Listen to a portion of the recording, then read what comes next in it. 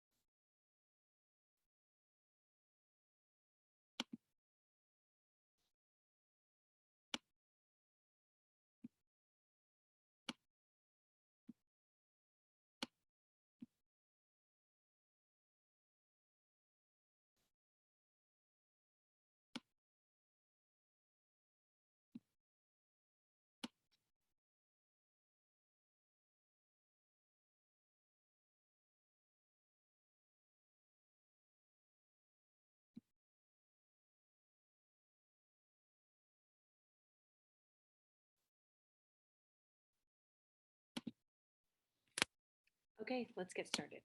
Let's look at the question. It comes from the SAT practice test number 10, and it's question 12, and it's from the reading section, which is the first section of the test.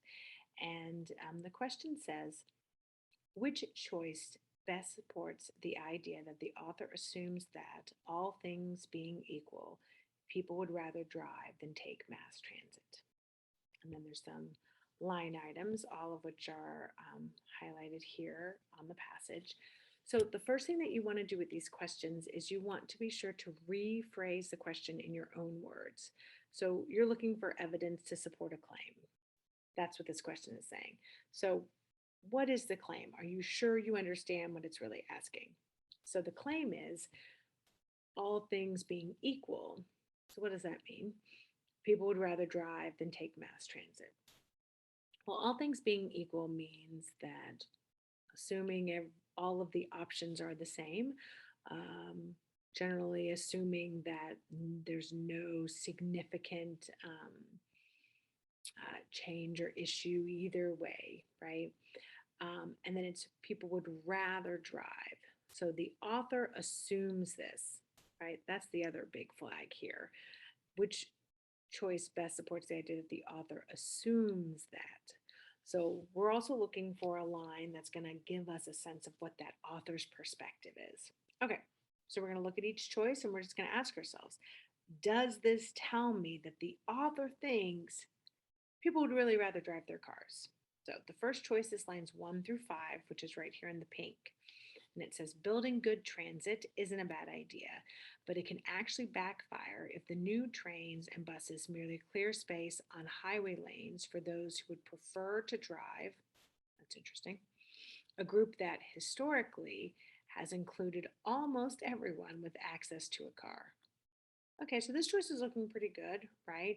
We have this notion, all things being equal, right? That you're making good transit, but what if it just makes it easier for people to drive?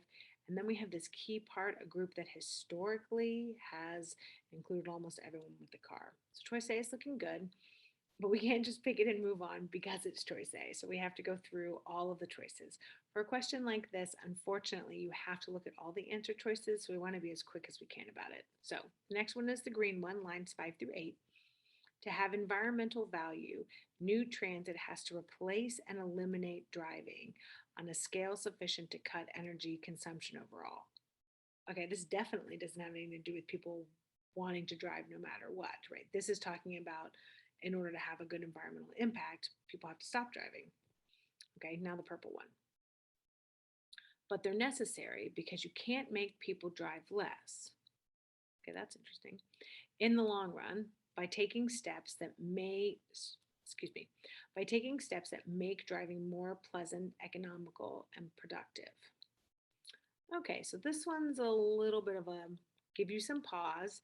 Uh, the line before it is needless to say those ideas are not popular, and then it starts, but they're necessary. But then it says, but you can't make people drive less. Well, we're looking, according to the question, we are looking for something that proves that the author assumes that people would rather drive. So this is not it. And then our last choice here, underlined in red, one of the few forces with a proven ability to slow the growth of suburban sprawl has been the ultimately finite tolerance of commuters for long, annoying commutes. Okay, again, while this is talking about long, annoying commutes, it's still talking about people driving, but not that people love to drive. So that one's out. And so choice A is our best answer. So what's interesting about this is that sometimes we can really get bogged down in these questions. We're worried about how much time they're going to take. We're worried about, should I really go back to the passage and read every single one? So let's break it down. First, you must rephrase the question. You must be really clear about what it is you're looking for in the passage so you'll know if you found it. And two, yes, you really do have to go back to the passage and you really do have to reread all those lines. But if you've done a good job rephrasing, then you'll know right away that the choice is not correct until you find the correct one. And lastly, don't make these questions harder than they are. Okay, you are clear about what you're looking for. Once you find it, you pick it. The only difference is that with these, normally once you find that correct answer, you're going to pick it and you're going to move on. With these questions, you really do need to go through all of the choices. And again, that's just to confirm that you have correctly understood the question. Because if you think there's two answer choices, there can't be, right? There's only one right answer. So maybe that means you need to look back at that question and make sure you understood it. All right. We will practice some more of these evidence-based questions because I know they can be challenging for some students. But in the meantime, happy practicing.